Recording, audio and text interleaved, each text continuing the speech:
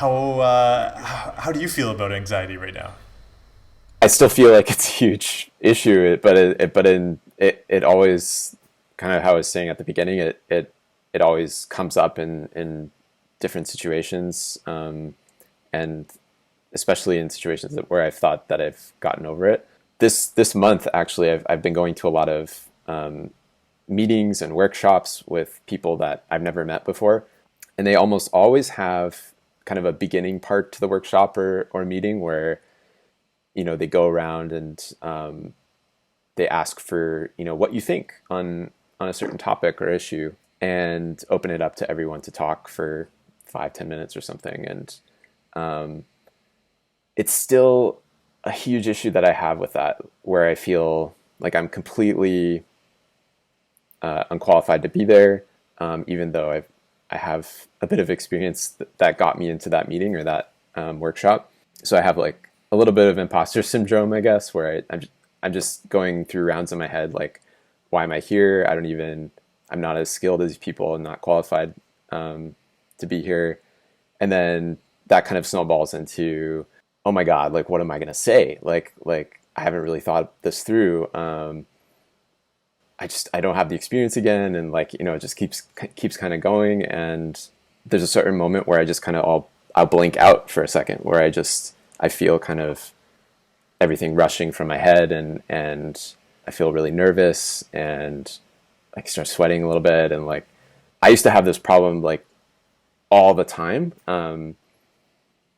Growing up, like in school, I always remember, whenever teachers would call on me, I would have the same feeling, and often I just completely freeze up and not being able to say anything. And I always remember in meetings of any sort, whenever it would come around to my turn, I would just freeze up, and like that, all that stuff would happen instantly. So it still happens to me. I've gotten a little bit better at it just because of kind of forcing myself to be in meetings with new people.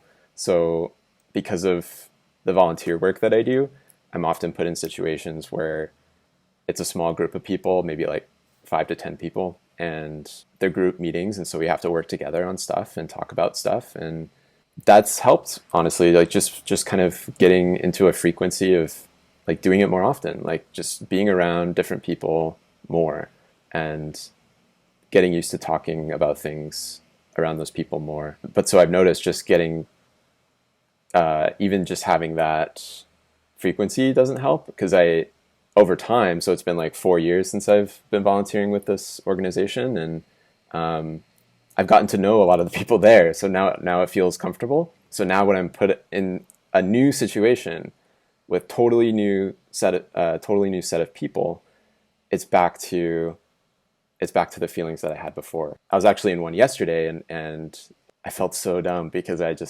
was like experiencing all the same feelings again. And it took me, like, it was like a 3-hour meeting, and it took me probably about an hour and a half to kind of feel comfortable with everything.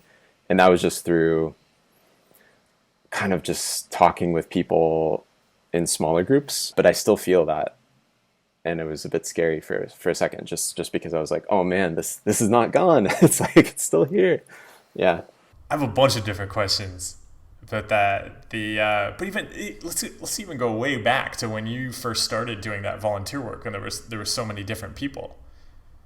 Did you at the time think about not doing it because of that, or was it a conscious decision to say, oh, I'm going to do this because I'll get to constantly speak in front of lots of new people, Oh yeah, and that'll be all the useful? time. I Yeah. mean, even in these meetings that I had this month, I still caught myself thinking of some reason that I could use to not go.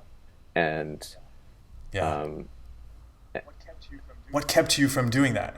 From I what don't got you to know. go? I kind of just forced myself, I guess. But I feel like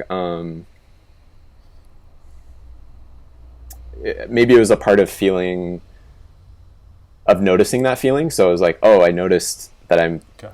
doing this thing again, where I try to come up with Yeah. an excuse not to go. Um, Maybe I should go. Like this is a sign. Like I'm still feeling this way. So I feel like I still need to work on this. And if I don't go, I will be missing out on something. Like there's a reason why I signed up to this event in the first place. Like, maybe that made a difference too. Like the fact that these workshops were things that I had to RSVP to, like I had to sign up for them. There was some sort of commitment there. It wasn't just like I guess I still had a choice if I didn't want to go, but there was just a little bit of like, yes, there was some part of me that really wanted to go before, so I should be that person. Yeah. I always found that useful too. That always is one of the reasons why I loved writing things down on sticky notes to help with making changes. Because I could, in that moment, I would know, okay, I know this is something I want to do. Maybe it's weeks before I actually do it. And so, writing that down or putting that someplace, or even if it was just a very immediate compulsion that I was cutting out. So I know today that I want to cut it out tomorrow. Writing that down always helped me, because tomorrow, like you were saying there, I'm going to come up with all of these excuses not to do it. And I'm going to think, okay, now I have all these reasons I shouldn't do it. And it feels totally wrong to do it. But I know that me yesterday knew this was a good idea. Yeah. And I have to trust that other Mark who's not struggling with anxiety at that moment, because he knew what I wanted to do in this situation. Because otherwise it's so easy, and I think we end up doing it all the time. We've committed to something, we know it's something we want to do. You see this all the time with social anxieties. Like, we want to go and be with other people. We're afraid of being alone, and then when it's time to go and be with other people, we come up with an excuse not to go and see them, and then we're miserable because we're spending time alone again. So what do you want to do now? So you've seen this like weird animal pop up again. What do you think you want to do with it? Well, I think I still think kind of doing it more works. So like whatever that uncomfortable feeling is, like I know that I've been able to kind of tame it over time and repetition. So like through the volunteer work that I do, I know that over time, just going to a lot of small sessions with different people, even if it took years, eventually like helped me in the long run. And even though the feelings of anxiety for that came back in a new setting, they definitely were not nearly as bad as before. I would say before I started volunteering, if there was similar types of meetings of new people, I would make those excuses to not go, or I would find something to be like, no, this is going to take its place. I'm not going to engage in that uncomfortable setting and avoid it. And so I know that I am way better at managing that now. So I think now it's doing it more, and doing it in just even more settings, like with even more different people. Like I live in a city, so I guess it's fairly easy to do, like there's all sorts of things happening that I can just pick an event, or I can pick something similar to go to and just almost use it as practice. So I guess I'm kind of uncomfortably looking forward to that, like just getting out more, like, because I wasn't expecting that to be still popping up, but now I know it is. So it's like, yeah, okay, I need to watch it. I need to kind of work on it still. That'll be great too, because one of the things I always love about that kind of approach is you get to do all of this stuff that you want to have in your life. That it's not about, I'm gonna stay at home until I somehow figure out how to get comfortable with these situations, because then you never do, and you also don't get to do any of the things you want to do, which makes us miserable in all sorts of different ways. Now this is always my 100% most favorite question ever is what if you liked these feelings? So it wasn't like a bad thing if they came back. It was actually great. Yeah, that's interesting. Could you like them? So So yeah, I think I don't know. That one in particular is So explain me a bit more. So this gets at, so if we look at some of the different types of therapy and stuff, this I would say is one of the reasons why I like acceptance and commitment therapy as a slightly more advanced version of another type of therapy, exposure and response prevention.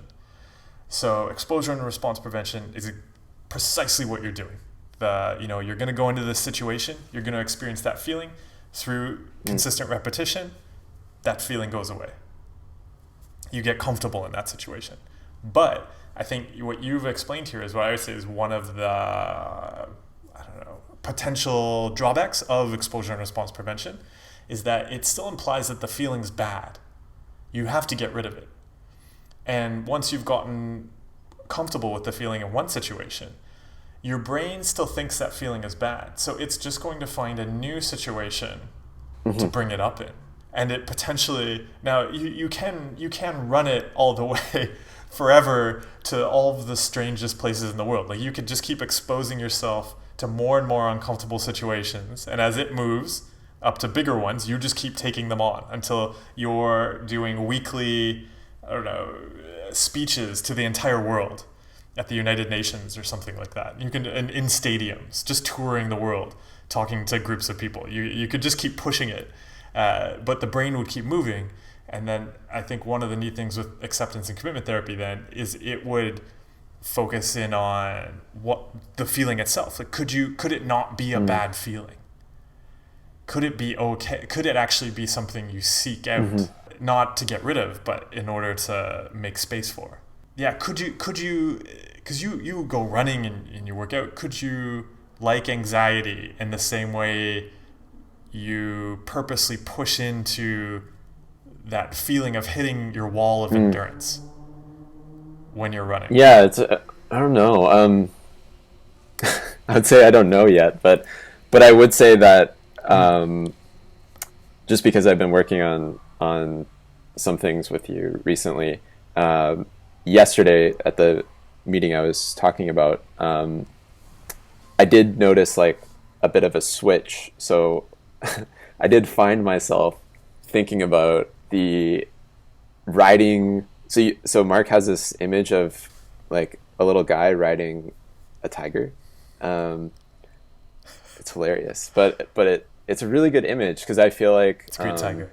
anxiety, if it has an animal, it would be maybe something like that. Like it's like it can be cute, it can be kind of crazy and wild too sometimes, and like totally fearsome. But um, I found myself like weirdly thinking about that Yeah. when I was just like kind of sitting there and like getting really nervous, and it wasn't like an immediate switch, but I did like think about, okay, how do I um, think about this in a different way? Because I was just like, I haven't felt this in a while, so how should I tackle this differently? So I didn't I wouldn't say I made the full switch of like thinking about it as like a welcoming feeling sort of, but I guess I was beginning to think about how I would approach it differently. But I was thinking about it and I was like, okay, how do I, yeah, I don't know if I really thought about what if it was my friend type of thing, but Yeah, exactly. Maybe it doesn't have to be a friend, but a tiger you yeah, can yeah. ride. So yeah, I guess it would just be weird like thinking about like how like what are your thoughts on like how would you, if you had like a similar issue, how would you visualize that um as a more friendly thing, or as a tiger type thing? Like Part of it is the tiger thing is totally for those right. situations. The and it's a really old idea. There's actually quite an old kind of Buddhist iconography. There's images, and often you'll see them as statues, where there's this one bodhisattva named Manjushri riding a I can't remember exactly what it's called. It's a green lion. I think sometimes it's called a, not necessarily a snow lion. Maybe that's the right term. But basically it's a green lion. It's this weird lion that represents all of your urges and fears and anxieties and things like that. And it's basically it's meant to really reflect the fact that if you just fight them and constantly react to them, you just make the lion angry and it eats you. And that we have to learn how to ride them. That they're there and we can ride them, and that'll actually take us places. That takes us to the places we go. I think for me personally, the exploring this idea of liking feelings I hated got at really fundamental, deep down issues of how do I like something or dislike something, and why do I like something, particularly around a feeling. And I think that it's useful, I think, for everybody to explore. There is why do you dislike anxiety? Why do you dislike one feeling and like another feeling?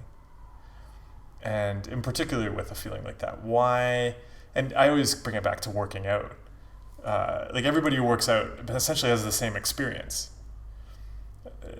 Somebody who likes working out, they're going to like the fact that they're really exhausted and sore, and they're going to be looking for that feeling while they're working out to make sure they're having a good workout. Because they know if they're not pushing into that, then they're probably not having a good workout. Somebody who doesn't like working out, they're going to try to avoid that feeling. And if they run into it, they're going to think, whoa, I might get injured, something's going wrong, this is a problem, and they'll pull back. But the feelings are the same. Why do we sometimes use that feeling as a measure of progress? Other times we look at it as a danger. And I think it's something we have to explore. For me, it was really eye-opening because I had just always believed those feelings were just bad, and we had to avoid them and do things to make sure they didn't happen. That's true. So I don't know. Yeah, I'd be curious to hear what you think in the future. Because it sounds like you're going to be doing lots of things to push into this. So it'd be awesome to hear again what you discovered. Yeah, like I have probably quite a few more meetings the next couple of months that'll be very similar. Go and have so many meetings. Yes. Just meetings every day. Just stop people on the street. Can I have a meeting? Let's just get some people together here and have a meeting. Why not?